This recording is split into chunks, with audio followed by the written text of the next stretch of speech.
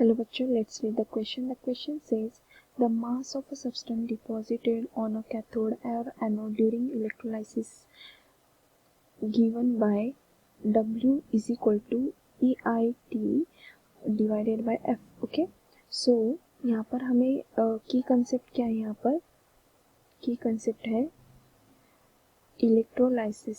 Okay, electrolysis.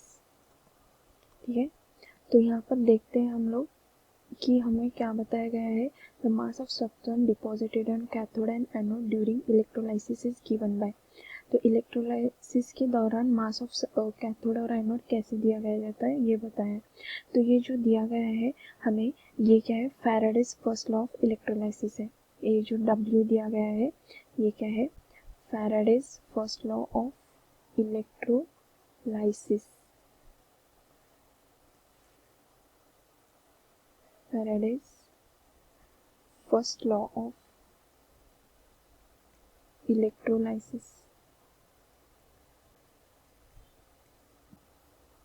This law states that the amount of substance deposited or dissolved at electrode is directly proportional to charge passed through the electrolyte. Amount of substance deposited or dissolved at an anode at an electrode is directly proportional to charge passing through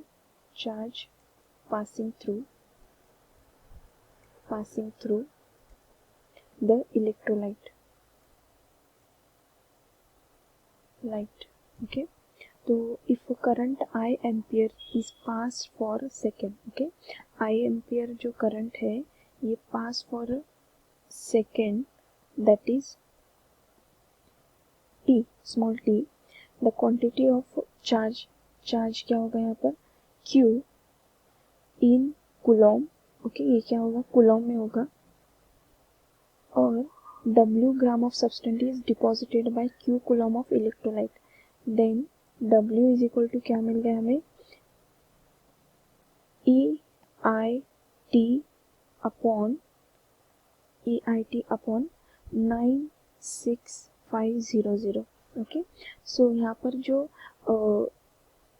ये वाली value है Faraday's की value है 96500. तो यहाँ पर जो दिया गया स्टेटमेंट ये क्या है? इलेक्ट्रोलाइट के लिए यूज किया जाता है. Okay, mass of substance deposited of cathode anode during electrolysis is given by W is equal to EIT upon F. तो ये वाला क्या है? स्टेटमेंट क्या है? ट्रू है. ओके, ये वाला स्टेटमेंट क्या है? ट्रू है. I hope you understood with. All the best. Thank you.